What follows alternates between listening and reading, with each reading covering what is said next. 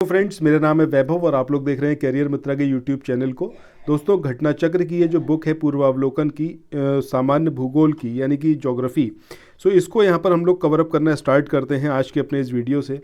हर एक वीडियो में कुछ कुछ कंटेंट जो है उसको हम कवर अप करते हुए चलेंगे और ना सिर्फ क्वेश्चन आंसर बल्कि जो थ्योरी पार्ट है उसको भी कवर अप करते हुए चलेंगे। ठीक है।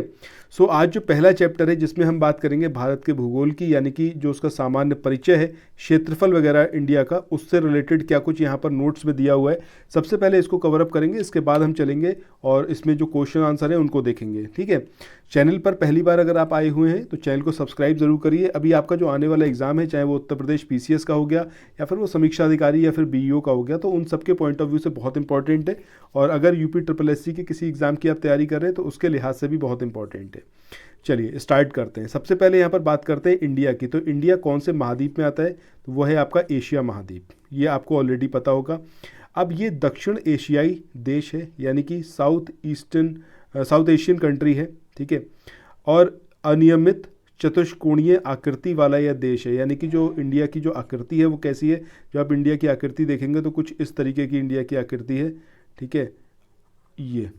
ये कैसी है आपका? चतुष्कोणीय। और कैसी चतुष्कोणीय? अनियमित, यानी कि इर्रेगुलर। और यह जो है हिंद महासागर के उत्तर में स्थित है। जब इंडिया की हम बात कर रहे हैं तो यहाँ पर ये आपका इंडियन ओशन है या फिर हिंद महासागर है, तो हिंद महासागर के नॉर्थ में इंडिया जो है वो लोकेटेड है। अक्षांशीय विस्तार की बात करें, अच्छा यहाँ पर अक्षांशीय और देशांतर ये दो आपको ज़रूर पता होना चाहिए। जैसे ये जो यहाँ पर इंडिया का अगर बात कर रहे हैं हम को, ग्लोब में इंडिया की लोकेशन क्या है? ये यहाँ पर इक्वेटर जाती है और यहाँ पे कहीं पे इंडिया है आपका। ठीक है। यहाँ पर मान लीजिए पॉइंट वाइज। अब ये जो लेटी हुई लाइंस हैं इनको क्या बोला जाता है? लेटीट्यूड्स। ठीक है। क्या बोला जाता है? लेटीट्यूड्स। और जो ये खड़ी ऐसी लाइंस हैं इनको क्या बोला जाता है? इनको बोला जाता है देशांतर या फिर लॉन्गिट्यूड। सो किसी भी एक पर्टिकुलर पॉइंट के बारे में अगर लोकेशन बतानी है तो उसका हमें लॉन्गिट्यूडनल एक्सिस पर कितना वो है, डिग्री है, और जो उसका लेटीट्यूड है वो कितना है, उसी के बेसिस पर किसी भी पर्टिकुलर लोकेशन को चिन्हित किया जा सकता है। ठीक है। सो अब यहाँ पर हम किसकी बात कर रहे हैं? हम यहाँ पर बात कर रहे हैं इंडिया का जो अक्षांशीय विस्तार है उसकी दृष्टिकोण से अगर हम देखें तो उत्तरी गोलार्ध में है। अब इस बात का क्या मतलब हुआ? जब ये आपने देखा, ये हमारी अर्थ है, ये हमारी इक्वेटर है। ठीक है। विषुवत रेखा है जो दो भाग में अर्थ को डिवाइड कर रही है। सो इंडिया कहाँ पड़ता है? इंडिया यहाँ पर पड़ता है, यानी कि ऊपर वाला जो भाग है ये आपका क्या कहलाएगा? उत्तरी गोलार्ध। और नीचे वाला भाग क्या कहलाएगा? आपका दक्षिणी गोलार्ध। तो इंडिया कहाँ पर आएगा? आपका उत्तरी गोलार्ध में आएगा। वही चीज़ यहाँ पर दी हुई है। और जब हम देशांतरीय विस्तार की बात करते हैं, यानी कि हम किसकी बात कर रहे हैं? लॉन्गिट्यूड की। तो लॉन्गिट्यूड के अकॉर्डिंग क्या होगा? ये आपका दो पार्ट में डिवाइड होगा। ये आएगा आपका जो वेस्टर्न हेमीस्फेयर है और ये आएगा आपका ईस्टर्न हेमीस्फेयर। तो इंडिया किसके अंदर आएगा? ईस्ट वाले पार्ट में आएगा। तो इसीलिए पूर्वी गोलार्ध और उत्तरी गोलार्ध ये इंडिया की लोकेशन है, जो कि यहाँ पर सारी चीज़ें दी हुई हैं। अगर हम बात कर रहे हैं किसकी? क्षेत्रफल की दृष्टि से इंडिया का प्लेस कौन सा है दुनिया में, अगर हम देखें कि कितना एरिया इंडिया ऑक्युपाई करता है उसके अकॉर्डिंग, तो 7th प्लेस पर आता है। सबसे पहले सबसे बड़ा देश दुनिया का कौन सा है? रशिया। उसके बाद कनाडा, कनाडा के जस्ट नीचे संयुक्त राज्य अमेरिका। उसके बाद चाइना, फिर ब्राज़ील, फिर ऑस्ट्रेलिया, और उसके बाद आता है इंडिया का नंबर। बट पॉपुलेशन की बात करेंगे तो ऑब्वियस सी बात है चाइना के बाद हम हैं और बहुत जल्द हम चाइना को ओवरकम कर लेंगे।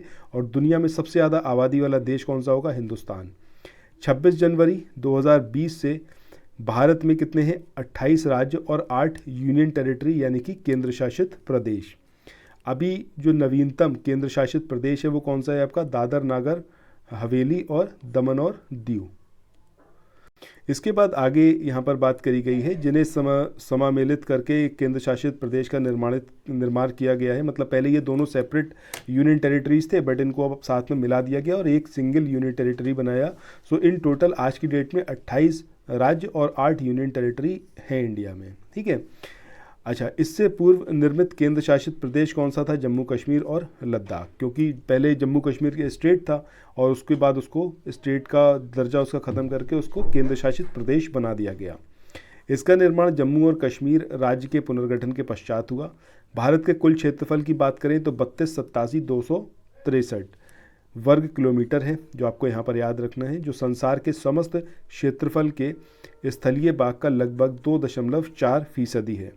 भारत में संपूर्ण विश्व की 17.5% जनसंख्या निवास करती है। 2011 की जनगणना की अगर बात करें तो उसके जो अंतिम आंकड़े थे उसके अनुसार भारत में जो विश्व की 17.5% जनसंख्या जो है वो निवास करती है। ये 2011 का जो जनगणना का अंतिम आंकड़ा है उसके अकॉर्डिंग है। और भारत के मुख्य भूमि का विस्तार उत्तर से दक्षिण 3214 किलोमीटर यानी कि 3214 किलोमीटर, और अगर हम पूर्व से पश्चिम तक जाएंगे तब कितना है 2933 किलोमीटर है। ठीक है, इसके बाद ये यहाँ पर दिया हुआ है, इसका कुछ खास मतलब नहीं है यहाँ पर। इसके बाद आगे हम इसमें बात करें तो भारत के कुल क्षेत्रफल 32,87,263 किलोमीटर में गैर कानूनी ढंग से पाकिस्तान ने जो कब्जाया हुआ है वो 78,114 वर्ग किलोमीटर का क्षेत्र है। और पाकिस्तान द्वारा गैर कानूनी ढंग से चीन को दिया गया कितना क्षेत्र है आपका 5,180 वर्ग किलोमीटर।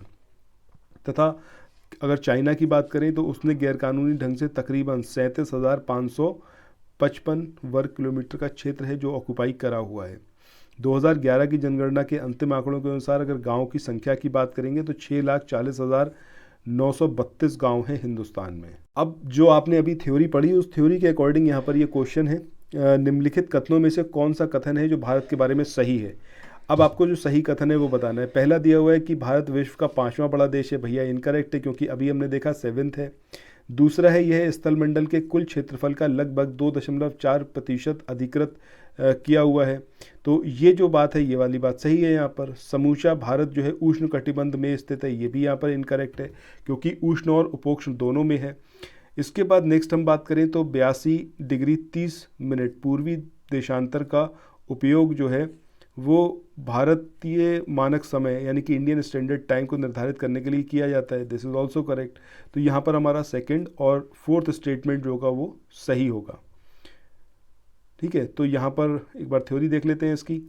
भारत विश्व का कौन सा है 7वां बड़ा देश है, अभी हमने देखा। संपूर्ण भारत की अगर हम बात करते हैं अंडमान निकोबार द्वीप समूह सहित तो अक्षांशीय विस्तार 6 डिग्री 45 मिनट से 37 डिग्री 6 मिनट उत्तरी अक्षांश के मध्य है। अब उत्तरी अक्षांश क्यों होगा, क्योंकि हिंदुस्तान कहाँ पर है भैया, नॉर्दर्न हेमीस्फीयर में है, ये आपको याद रखना है।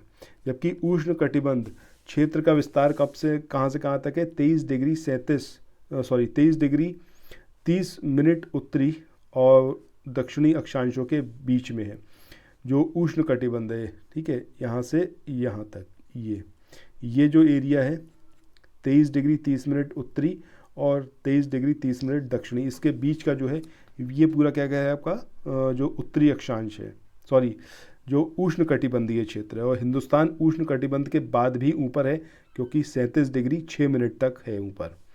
ठीक है, इसलिए कथन 1 और 3 जो है गलत हैं। भारत स्थल मंडल के कुल क्षेत्रफल का 2.4% अधिकृत करे हुए ये वाली बात सही है। और 82 डिग्री 30 मिनट पूर्वी देशांतर का उपयोग भारतीय मानक समय के लिए निर्धारित करने के लिए किया जाता है। इसके बाद अगले क्वेश्चन की बात करें, यहाँ पर पूछा गया है कि क्षेत्रफल की दृष्टि से भारत विश्व का कौन सा देश है, तो भैया अभी आपको पता ही है 7वां देश है। ठीक है, इसके बाद भारतवर्ष आकार में विश्व का 7वां बड़ा देश है, ये भी हम देख ही चुके हैं, इसकी कोई ज़रूरत नहीं है आगे देखने की। इसके बाद अगले क्वेश्चन की बात करें, यहाँ पर आपको दिया हुआ है कि भारत का क्षेत्रफल संसार के क्षेत्रफल का 2.4% है, परंतु इसकी संपूर्ण मानव जाति का 16% जनसंख्या यहाँ पर है, 17% या 18% या 28%। तो सही आंसर क्या आएगा आपका ऑप्शन बी, यानी कि 17% पॉपुलेशन हिंदुस्तान में रहती है पूरी दुनिया की।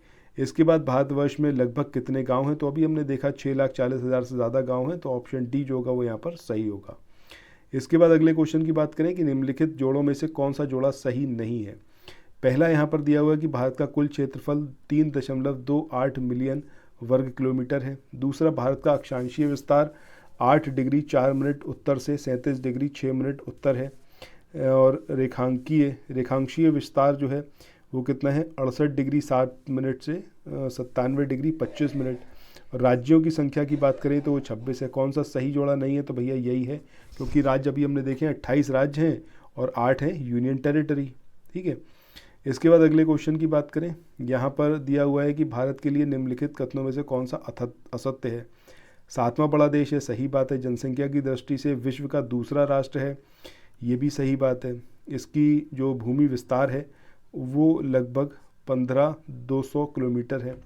और सर्वप्रथम सूर्योदय इसके मिज़ोरम राज्य से होता है, ये यहाँ पर गलत है, क्योंकि जो सबसे नॉर्थ में है वहाँ से होगा, ठीक है, ना कि मिज़ोरम से। तो वो कहाँ से होगा, वो होगा भाई जो आपका अरुणाचल प्रदेश है, किब्यूधू, ठीक है, वहाँ से होगा। तो इस तरीके से ये हमारा आज का पहला चैप्टर था जो यहाँ पर ख़त्म हुआ है। सेकंड जो है अक्षांशीय विस्तार, इसको हम लोग कवर अप करेंगे नेक्स्ट वीडियो में। ओके, सो फिर मिलते हैं नेक्स्ट वीडियो में। Till then thank you so much, have a nice day, bye bye.